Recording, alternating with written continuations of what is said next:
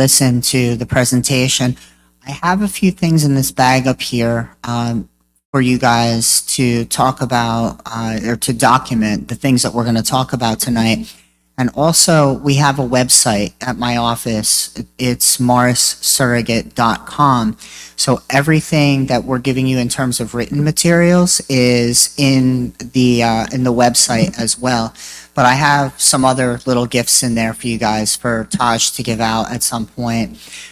So what do we do in the surrogate's office? It's guardianship, probate, and adoption. And what we're here to talk about tonight is probate, which is having a will. So in this country, why should you have a will? Because life gets complicated, right? If you have children, if you're married, who do things go to? Where do you want them to go? What if one of your children has done very well and been very successful in life and others may be struggling? Do you want to help one more? Do you want to reward the one that's done well, or do you want to help the ones that have not? So you get to decide how your belongings are distributed if you have a will. If you don't have a will, then you do not get to make that decision. It's made by the statutes, and the statutes may not be in line with what you want, as well as in the event that somebody gets a divorce and they have a second marriage and they have kids from the first marriage, kids from the second marriage, a spouse from the second marriage, of course, with kids from the first that maybe they don't get along that well, or maybe the spouse would favor some kids over the other kids. So it's very important that you have your affairs in order.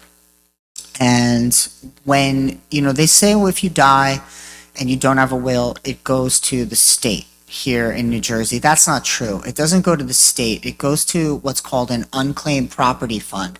And the unclaimed property fund is available for somebody to attach the money in there if they prove that they are a rightful owner of that money. But how do they prove that? If you don't have a will, the process is then an administration.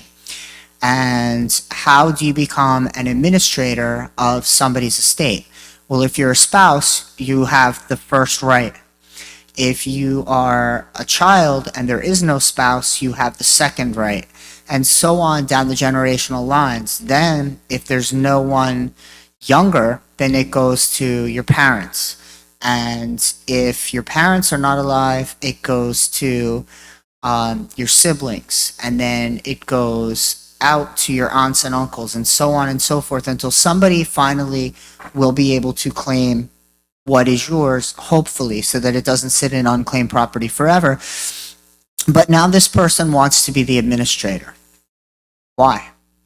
Unless they're getting money, why is some long-lost relative going to come along and try to administer your estate, right? So there's money involved. Everybody on a generational level, like let's say your kids, all of your kids stand in equal rights to inherit your money if you don't have a will. So if your kids, let's say you have 5 kids and they don't get along always, and now money comes in, and money muddies the water for people, unfortunately. It's, the root of evil, they say. So now all of a sudden one of your kids wants to be the administrator because there may be somebody who deals with this type of thing, or works in a capacity that they think that they know more, they're better with money, whatever it may be. But the other siblings are afraid that they're not going to get their fair share. So now nobody's willing to sign off, and it has to go to court, and they're all fighting, and they're spending money on legal fees for an inheritance that they're just whittling away. So this is why you want to have a will. And what goes in your will? What goes in your will is who's going to be your executor. You don't want to pick an executor who's older than you, because presumably, unless you're very sick and you're on your deathbed when you're making your will, your executor is going to be somebody who has to live longer than you. So again, somebody your age is a good start, and then maybe your kids, because they're young now when you're doing the will maybe, but when you're older, then they're going to be old enough to be responsible. When if you have these kids when you're 25 and now you're passing when you're 60, they're adults. So that's one thing. You want to pick executor You want to pick a backup executor, and I suggest even a third, because somebody may say, I don't want to do this, it's too much work. And that happens all the time in my office. The other thing that you want is, if you have kids and they're minor children, you want to have guardians for those kids. You want to put that in your will. Because if you do not put a guardian for your kids, then the court has to figure it out, as opposed to you saying who it should be.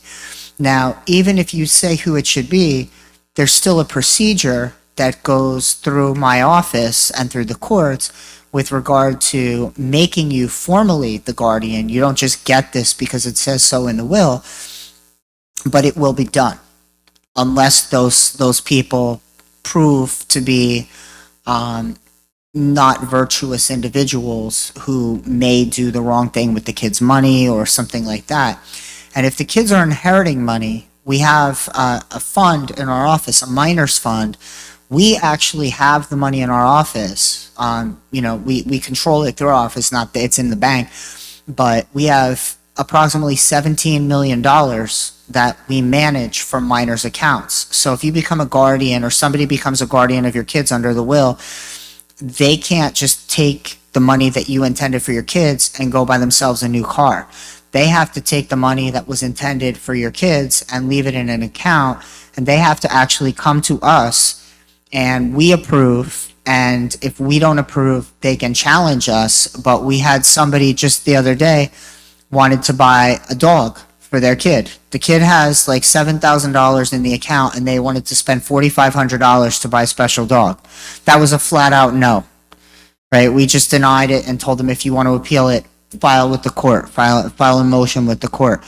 But it literally every request gets looked at by our office. So, when you're picking a guardian for your kids, you do want to pick the best choice. You want to pick somebody that's going to be responsible as far as parents go, somebody who's going to teach your kids the values that you want your kids to grow up with. But understand that when it comes to the fiscal part of it, there is another set of eyes throughout our office and the courts looking to make sure that everything goes as it should.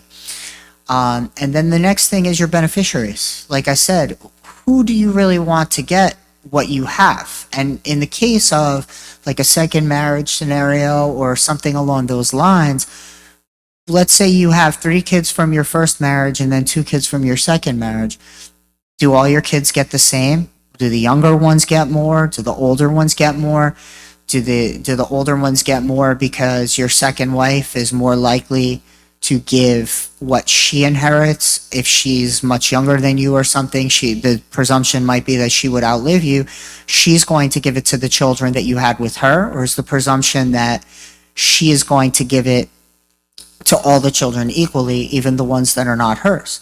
And what if she remarries? Then who gets the money? What if it all goes to her spouse and never goes to your kids? So sometimes you want to start looking then at a trust, as opposed to just having a will. So with a trust, you put money in trust for certain individuals. It passes outside the will, so you could do it during your lifetime, or you could do what's called a testamentary trust that is inside your will. So like, for example, your will could say, I give all of my belongings to my wife except this, which I place into trust. And what you're going to put into trust is this much for this kid, and this much for this kid, and this much for this kid, and you're going to demarcate that, but it's all going to be in your will. You don't have to do it when you're alive. That way you still control the money. So you could say 1/5 of 80% of my estate to my kids, 1/5 each to 80% of my estate, and then the balance, the remaining 20%, goes to my spouse. And then your kids are protected. No matter how many times you get married, no matter what your spouse gets, no matter who she remarries, your kids all get equal share of the balance, the lion's share, of your estate. Or in turn, you could leave money for your spouse in a trust for the remainder of their life. And then if they become older and they're needing long-term care, something like that, those assets are available to them through the trustee, but the Medicare facility or something like that cannot take that money. So now what happens is the money sits in trust, it pays your spouse's living expenses and things like that for the balance of their life, so that they have a very nice lifestyle that you want to let them have in their older years. But it also protects the principal, so that when they die, they haven't been paying $20,000 a month to a government facility for their long-term care, and that $20,000 a month has stayed in that trust, and now it can pass to your kids. So, there's a lot of tricks to this trade, and I learned it over semesters and life experience. It would be impossible for me to stand up here tonight and think that I could teach it in a way that it would sink in completely and that you'd fully understand it. But I'm giving you the very surface. I know we have a brief presentation tonight, and it's Friday. I know you guys all have places that you need to be and you want to be with your families, but I want to at least give you an overview of how this goes. But as you can see just from that surface, what I said, it's so important that you make sure that you have things the way you want them, as opposed to the way that the state does it. Because if the state does it, the most horrible thing I ever saw when I was a practicing lawyer before I was elected to my office that I have now was a 90-year-old man came in crying. His wife had to go into long-term care facility, and he was in tears because his wife was in terrible condition and he didn't know what to do. And they wanted, at the time, it was like $10,000 a month for her care. And the only answer that I could give him at that time, because she needed to go into a facility immediately, was that unless you get a divorce and split your assets 50-50, you have to give every penny that you have to them, $10,000 at a time, like $10,000 a month, until you have nothing left but $2,600 to your name, because that's all you're allowed to have. It's $2,600 before the state will come in and pay the bills for your spouse to be in an extended care facility. So we all know stories where people end up in care facilities for 5 years, 10 years. They're not with us mentally, but they're still alive, they're still breathing. And during that time, somebody's going to pay for their care. It's either going to be you or the state. If you plan ahead, then the state is going to pick up that care, and that's where trust comes in. But it's a little bit advanced. When you put money in a trust like that, you don't have access to it either. Your kids or whoever you give a power to appoint the money to can handle it. They can give you money, but you can't access money. So what you put in, you can't take out. So you have to be comfortable with the fact that what you worked for, what you saved, is not really yours anymore. But obviously, your family, right? It's you, it's your spouse, it's your kids, it's people you trust, and you're trying to protect it. And right now there's a 3-year look back. They're looking at a 5-year look back, I would imagine, with all the money that is going, to government spending and everything else because of COVID and whatnot, that they're going to be coming and making it 5 years so that they can get more from people who didn't plan ahead. So, not just the will, but the trust, which, like I said, if it's created in the will, now it's too late. If you're that 90-year-old man, now it's too late. But if you create it outside the will in advance, then you can protect yourself and you can protect your spouse and you can protect your children. So, that's a really brief overview. And I could talk about this for days and bore you guys as long as you want me to. But what I want to know is, do you have any questions? Because I want to answer what's on your mind, not what I think you might want to know. How did the kids get their money? Or well, it's with me. It's with my office, with the surrogate's office. So you have to, if money goes to a minor, it has to get deposited in our office. So for example, a grandparent dies, they give money to a minor, it goes to my office, even if the parents are alive. if let's say there is an accident, there's a school bus accident, and the kid gets money in an accident settlement, or even a birth that goes wrong and the child is disabled because of that, whatever happened, and they get settlement from a lawsuit, that money has to go to our office because we make sure that it's protected so that that kid has a start in life. So when the child is about to turn 18, a couple months before their birthday, we issue a letter. This is something that was not previously done. It's something that we started when I came in 3 years ago. But because when I got there, we had 26 million, and it sounds like, oh my God, what happened to the money? That's not it. What happened was we actually found people who did not know that they had money. We found people that were 40 and 50 years old who didn't know that they had thousands of dollars sitting in a bank account that they were entitled to, and it had been sitting there since they were 18 years old, and they could have used that.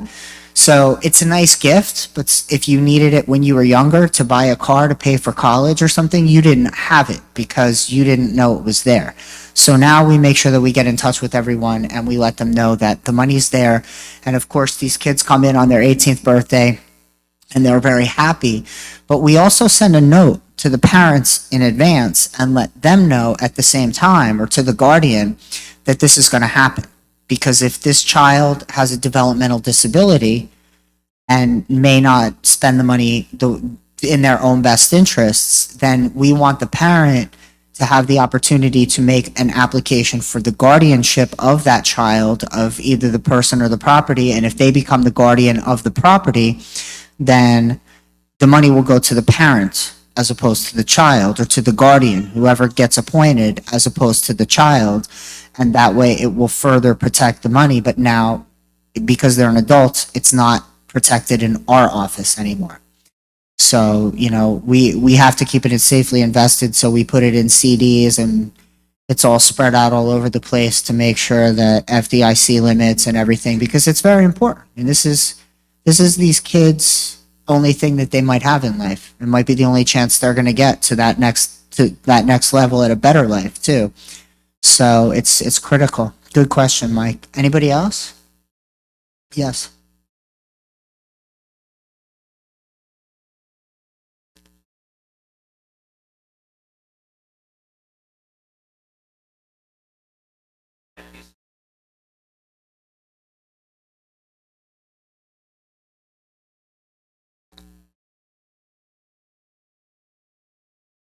I'm so glad that you asked that question. So the question that was asked was, what if you don't have immediate family in this country? And, you have somebody back home that is going to be your executor or something like that. How does that work? So the way it's always been done in our office in the state of New Jersey, so I'm the county, I'm Morris County, but all 21 surrogates in all 21 counties operate the same way for years, up until now. So I used to, when I was practicing, deal with a lot of seniors and people who waited far too long to do this. They would be on their deathbed with cancer or something like that. They couldn't come to my office, so I would go to their home. And I realized that if you can't do that, then your spouse might be in similar bad shape, taking care of you, much older, with some mobility issues and whatnot. And coming to my office in Morris County, I hate going to Morristown before I became the surrogate. Now I have a nice parking space in the county garage. It's easy. But, try to find parking in Morristown, and even worse, try to find parking at the courthouse in Morristown and have somebody that's disabled, or either that or you're disabled yourself, and you have to get to Morristown, find the parking. You're on a very steep slope there. Go up a couple of ramps and then the elevators and come in. It can be an all-day process for some people. So what I wanted to do was have an online program that your lawyer at least would know how to handle. You might not, but your lawyer could come to your house and figure this out and work with you there and get it done that way so that you didn't have to. And I thought that would be a great value added. I called our third-party software provider the month I took office back in 2020, and they were like, yeah, no, nobody's going to buy that. We're not doing it. It will cost us more to create than we're going to make. And then COVID happened. And I was probably one of the few people in the world that got something good out of COVID, because now all of the other surrogates figured out that this program was great, because if they had it, we stayed open and we brought the program in, but other surrogates were closed for a year and a half.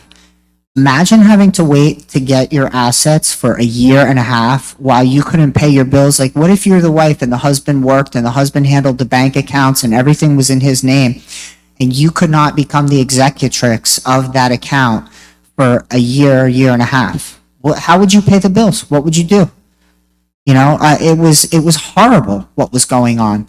So we stayed open and went downstairs and saw people at their cars. It was like McDonald's. We'd go meet you under that bridge that goes between the buildings when it was raining, so that at least, we stayed dry. But we did what we had to do. But now with this program, they had it ready by October of 2020. And now you're able to file your papers online at least. And that helps if you're overseas. But it doesn't go all the way, because we don't have what they have in other states, which is something called an electronic will. And we don't have the ability to DocuSign qualifying documents. Now, if you guys ever did a real estate transaction, you know what DocuSign is. So it enables you to just put an online signature that's considered to be valid in a real estate large transactions, right? A lot of money is moving through with DocuSign signatures. So I went to Senator Bucco for a bill. He wrote the bill for me to have electronic signatures on qualifying documents. So now what happens is you submit your originals to us, you upload them, you send it to us, and we can send you the qualifying documents via DocuSign. But let's say somebody's sending it from somewhere in the Middle East, they have to put it through the mail, the original, because we need that. And those signed qualifying documents have to come back through the mail, so there's time there right now. But if we get that done, then the qualifying documents can be DocuSigned. We can get everything ready, and the only thing we have to wait for is your original documents, your original will, to come in, and then we can issue the papers, making you the executor or executrix or administrator, as the case may be. But that wasn't good enough. So I went to Senator Panaccio because I wanted to spread the wealth around. And I asked him if he would draft up a bill for having electronic wills in the state of New Jersey. So he did. So now we have two bills that are pending. If we get this, the electronic will, you can submit to our office in electronic form.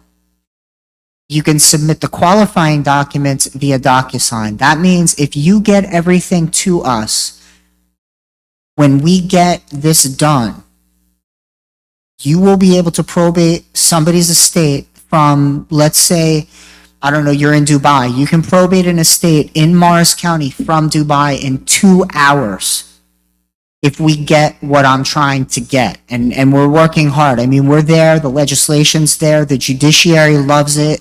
They're considering it. We have bipartisan support on this bill. I'm not a member of the legislature, so I had to go to them to get it, but I'm very proud to be the surrogate that got these bills drafted and that came up with this program, and hopefully it'll be implemented, because it won't just change it here. It'll change probate in the entire state of New Jersey. So this is really a tremendous benefit, especially in the case that you set, because it's doable, but it takes a very long time. There's a lot of phone calls and there's a lot of mail, and you all know how mail works. I mean, sometimes it takes a very long time, especially during COVID. It was completely unreliable. Imagine putting an original will in the mail in another country and trusting that it was going to get to my office in one piece or ever be found again. And once you send that original, you have no way of tracking it. I mean, you could put tracking, but stuff goes missing. So what do you do? So thank you for that question, because that gave me a chance to grandstand a little, but I'm really proud of it. So, yes.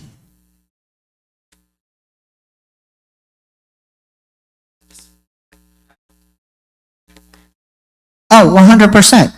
You put, so I'm sorry, I misunderstood the question. If you could have a foreigner appointed as your executor or your administrator, 100%. You could have anyone anywhere in the world, as long as that's your choice. It's just a matter of where the papers go and where they come back from. A notary, you would have a notary over there as opposed to a notary over here that would sign off on the documents and make sure everything was correct. You're welcome. Raj,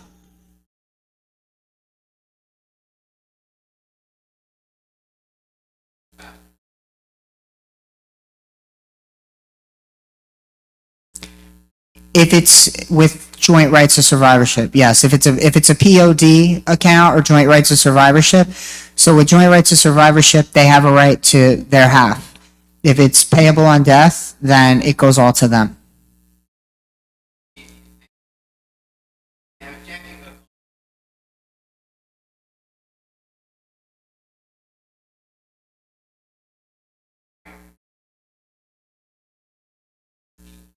The only way that they can keep operating that account is those two account types.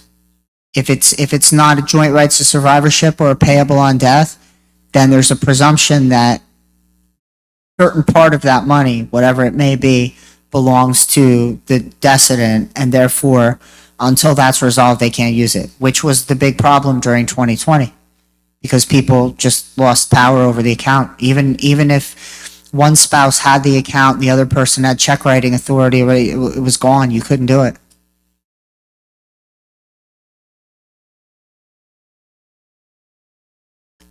Tell them what you want to happen. Like, tell them that you want an account where your spouse is going to be able to continue, or whoever, your kid, whoever you have it with, is going to be able to continue to utilize all of the funds in the account, not just part, but all of the funds in the account upon your death. But one other thing too, if you have defined beneficiary plans like annuities, things like that, that also, insurance policies, annuities, anything that has a designated beneficiary on it passes outside of your will. So it doesn't have to go through probate if it has a designated beneficiary. Yes.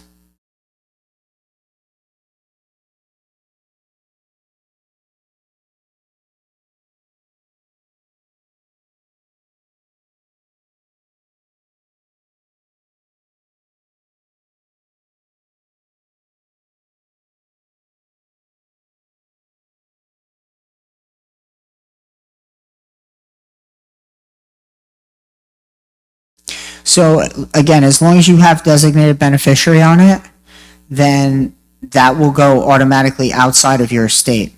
It won't go through probate. It's part of your estate, but it won't go through probate. It will pass directly to them and they can forego this process. Typically, they would just have to provide a death certificate to show that the person that owned the account was deceased, and then they would locate the beneficiaries. And they're pretty good at doing that. They're pretty good at finding the beneficiaries and making sure they get their money.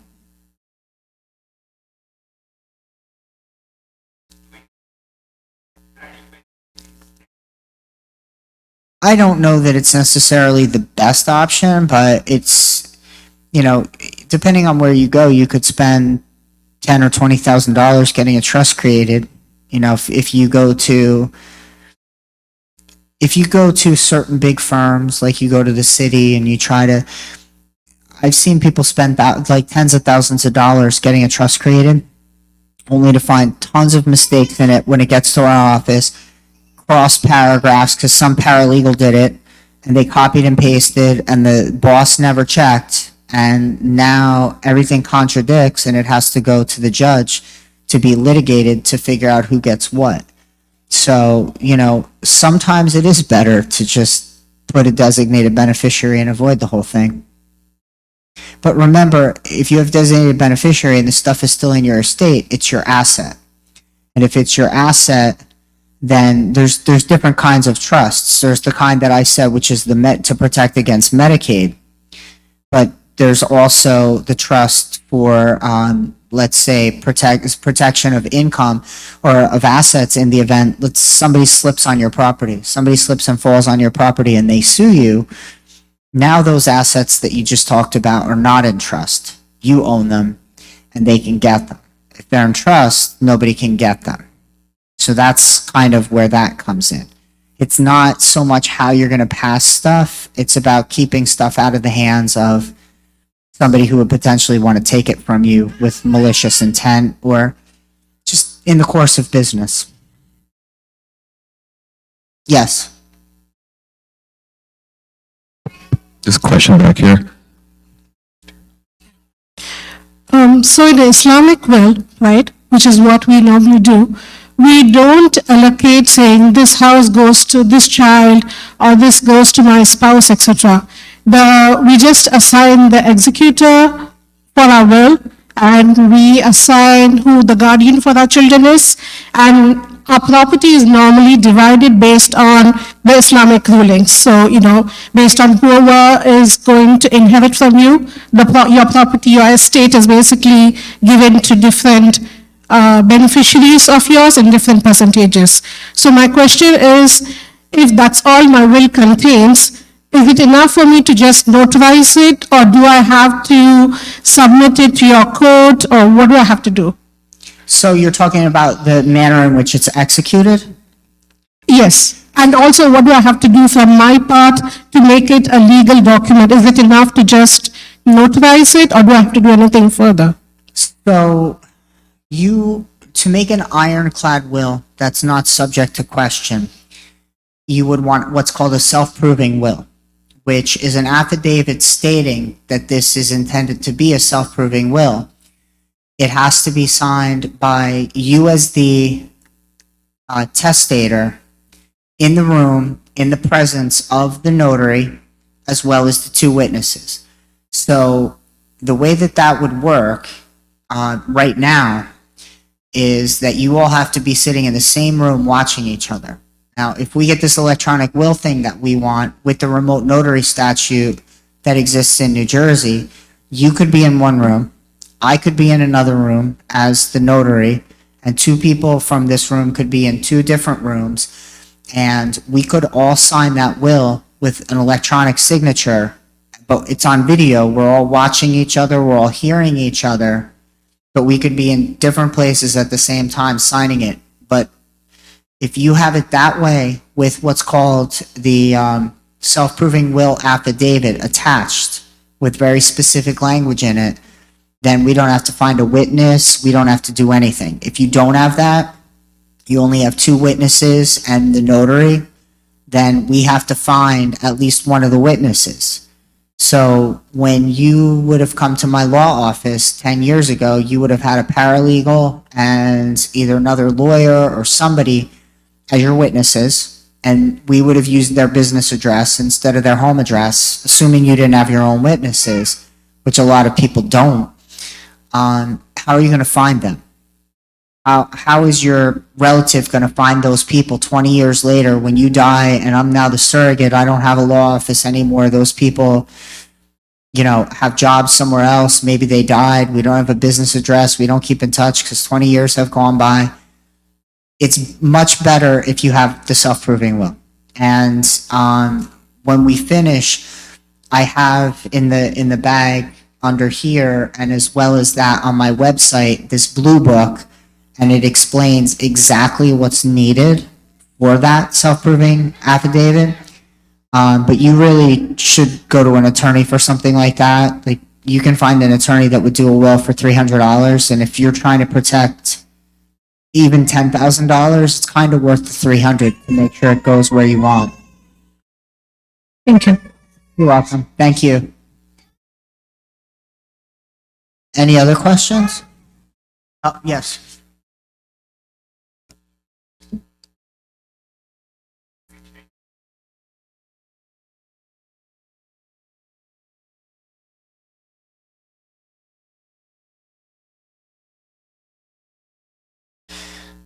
So the question was, how often can a will be changed? Can it be changed? Is it just once and done? You can change it every 15 minutes if you want.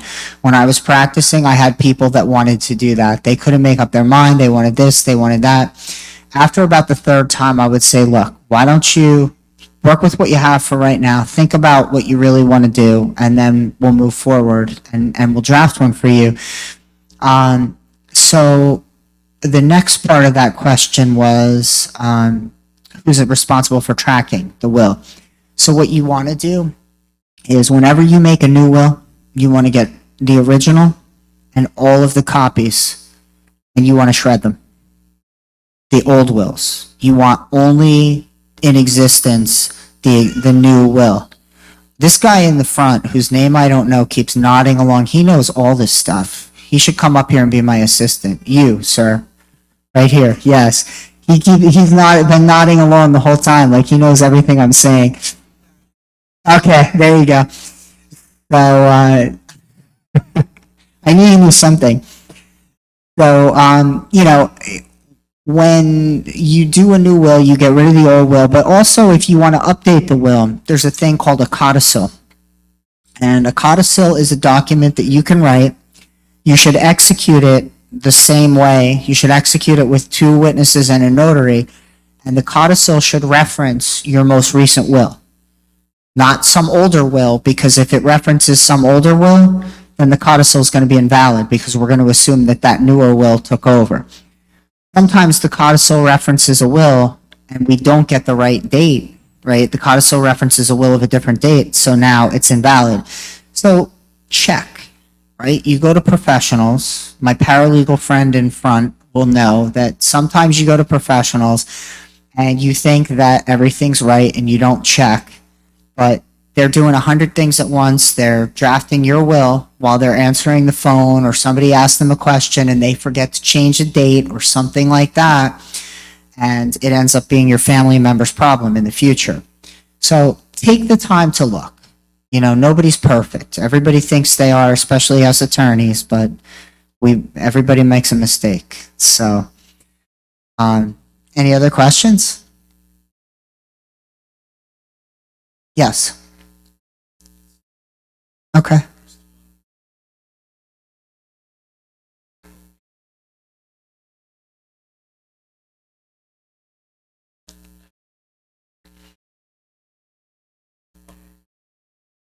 So first part of a 2-part question, how complicated can a will be? Can there be a bunch of contingencies, if then? The answer is yes. It can be very complicated. It can go to, let's say it goes to your spouse, then it goes to your kids, and your kids don't have kids, so you want to give it to a charity, but if that charity ceases to exist or they change their charter or mission, then it could switch to a different charity, or it goes to educational institution, and that educational institution ceases to exist, then it goes to another one, or they stop teaching a certain curriculum. Maybe you want to give it to I don't know, maybe you want to give it to Harvard University for students of XYZ descent, and if there are no students of that school of XYZ descent, then you send it to this. I mean, it could go on forever. And the other thing that we get is people want to put their Ford Taurus, like their 2020 Ford Taurus. No. Because if you're 20 years old, you're not going to drive that Ford Taurus anymore. It's just all your stuff. Just give all of your stuff. If you have, like, I don't know, something special to you, like this is going to show you my age if you can't already see the wrinkles, but what it's going to, so if you had a baseball card collection or something like that that was very special to a certain niece or nephew and they really wanted it, or you're a car collector and you work on an old classic car with a special nephew or niece or whatever, and you want to give that to them, then you do that. But if it's just a run-of-the-mill this, that, or the other thing, you're not going to put it in your will. And one thing that I recommend is if you have jewelry, just pass it during your lifetime so it doesn't go missing when somebody's looking through your house and cleaning it out. Give it to somebody while you're still alive so that they can enjoy it. If you get to that age where you're not going out anymore and they are, and they're going to enjoy it, and you're going to see them in pictures looking beautiful, wearing this thing that you gave them, give it to them during your life. And then there's no question. They already have it in their possession, and you guys all know possession is 9/10 of the law, they say, right? So what's the second part?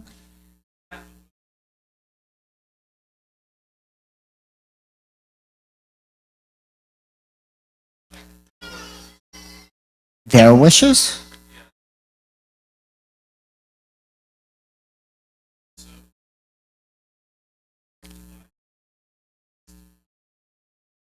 So the question was, can you assign somebody to take care of the distribution of your assets based on some kind of rules? In this case, the question was religious rules. Absolutely. As long as you're clear on what those religious rules are. Now you're going to have to prove potentially to a judge who does not have any understanding of what those religious rules are, that you're doing it according to those religious rules. If it's in the will, then you've already given the instructions. So yes, it's like a power of attorney, right? When you say, I don't want to be resuscitated under these reasons, I do want to be resuscitated if none of these reasons exist, then you've given the directions, and this person's making a decision on a tracheotomy or something like that, like interim things, feeding tubes and stuff like that, and even that you can put in there. So yeah, you're giving guidance in that case. You're allowing somebody with guidance. That was it? 2 parts? All right. Yes, Taj. Never ever in a safety deposit box, because they need to prove that they're the executor to get into the safety deposit box to get a will.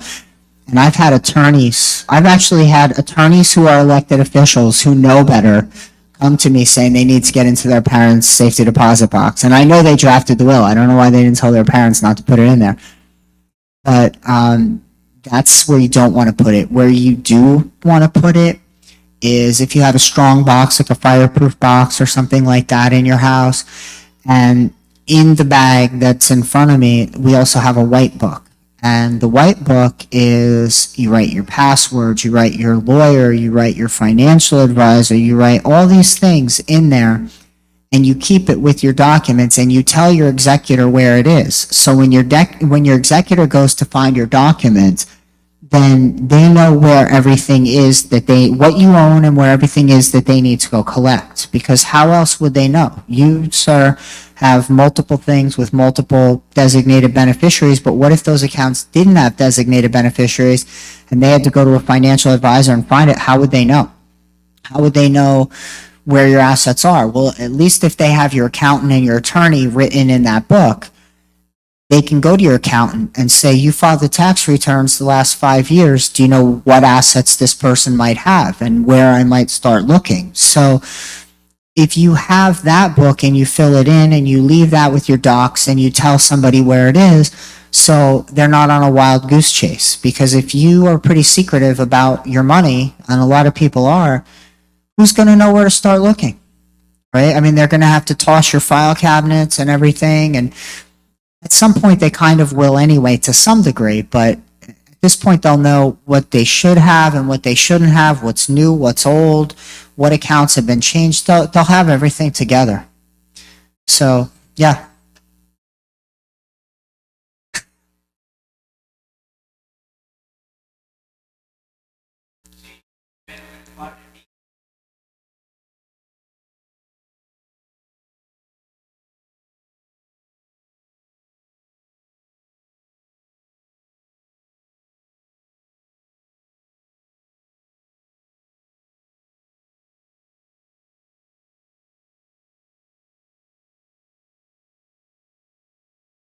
So here's what's funny is no, there's nowhere. And people call my office all the time. I have paralegal office manager friends of mine who work in law offices call me up and say, our client so-and-so passed away.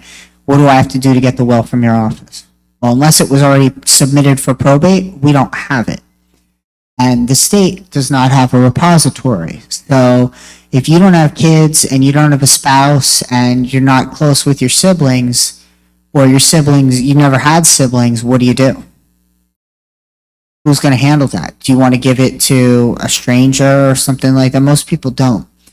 So what the state of New Jersey currently has is a database where you can tell them where you keep your will. And that's it. They don't keep it, but there's somebody can look, where is this person's will? Well, here's the funny thing. I can't tell you for a fact that nobody uses it, but I can tell you that they say nobody uses it.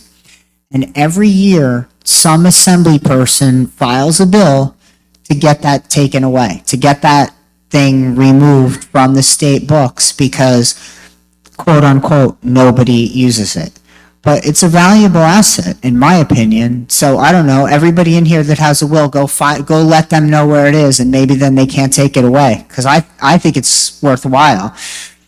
If we get the electronic will that we want to have, then you can keep it in a computer form, and it's a little bit easier because it's not one piece of paper that you have to track down. You can find the maker of the will, and they will have an actual document that you can probate that will be considered an original because of the way that it's signed. So in my opinion, it's a better system than what we have now. Yes.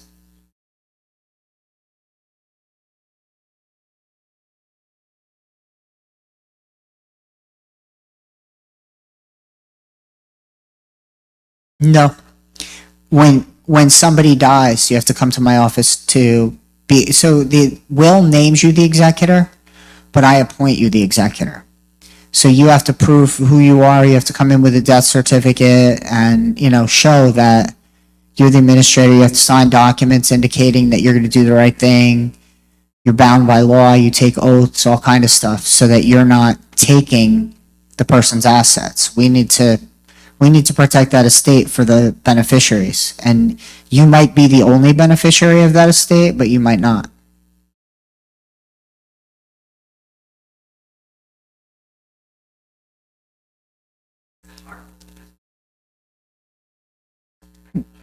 Well, if I was writing wills when I was an attorney, there would be one on my hard drive, but it's not signed.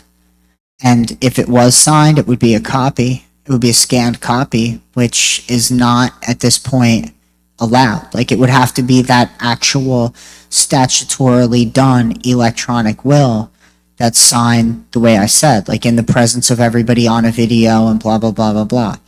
So until that exists here in the state of New Jersey, no, you can't probate that or anything else. It does exist, and there's 6 states that have it. Nevada, Florida, and a couple others have it.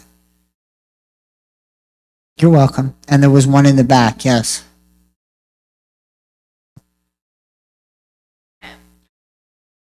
I wanted to know how about this.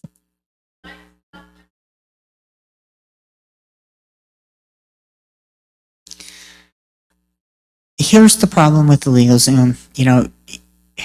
Like I said, you can go to a lawyer and get a will done for like $300. So when you start talking to a lawyer about what you want to do with your stuff, they start hearing the things you're saying, and they know what other questions they might want to ask you if they're an experienced practitioner that does wills. They know, all right, she said this, maybe I should ask that question because that kind of makes me wonder if this exists or that exists or this situation. If you have LegalZoom, you're filling in the blanks. So maybe you're going to miss something that's important, because I have people fill out, well, I used to have people fill out documents for me, questionnaires as to what do you want to do with this and what do you want to do with that and who's this and who's that. And they would fill them in all wrong. So then I'd have to call them and ask them, okay, this is what you sent me. Is that what you really want? Because when you come in, I want to make sure everything's right. They really didn't understand what that was that they were answering. And it was basic. So when they came in and we started talking, we'd find ourselves then actually doing the will. So it ended up being 2 parts most of the time because we wanted to do it properly. So I would say use it at your own peril. I don't recommend it. For the price, like I said, if you have $10,000, why wouldn't you spend $300 to protect it? If you have $100,000, why wouldn't you spend $300 to protect it? If you have $10 million, you're crazy if you don't spend $300 to protect it. So, that's my recommendation.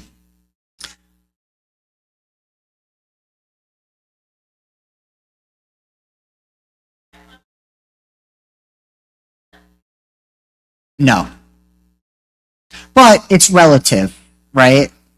Let's say it's $20,000. If it's $10 million, would you rather lose 20,000 or 10 million? It's all relative. Taj is up here with the hook. I think I'm done. Any other questions?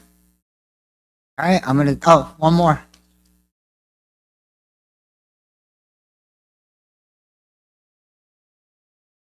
No. One original. Right now, it has to have that wet ink signature on it. Okay? Sure, as long as it's okay, Taj? Okay.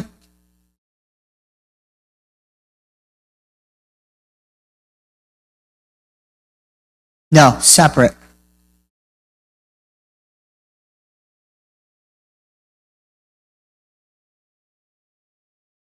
Choose both. If you think you need it, choose both. Because they're different things.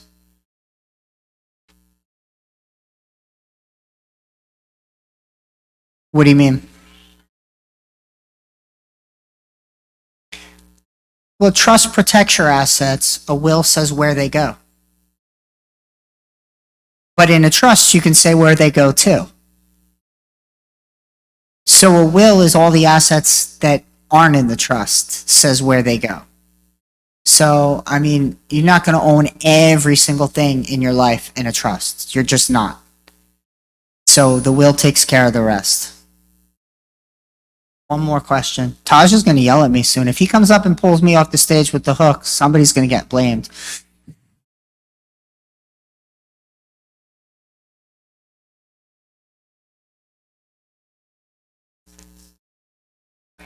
Yeah, absolutely. You should. You should. The question was if you live in another country, can you list the assets in that you own in that country? Or if you're from another country, you own assets there, can you list the assets from that country in your U.S. will? 100%. Because it's going to be probated here where you die. If this is where you live when you die, that's where it's probated. But there's something called ancillary probate. They actually will take our original probate and they'll sort of put their stamp on it there, and our probate will be used there, and you'll go through a tiny little probate process over there too. Taj, now's your chance.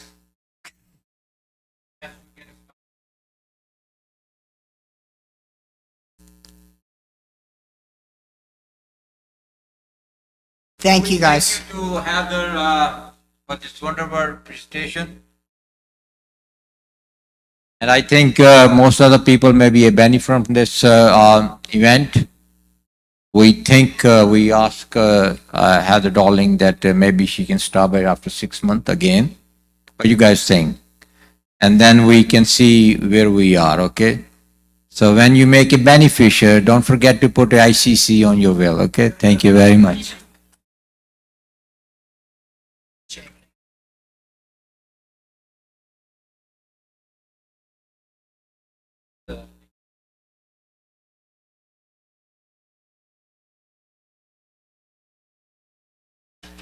Last thing, we have a brother here who is an attorney who offers services for wills, Brother Mustafa Satin.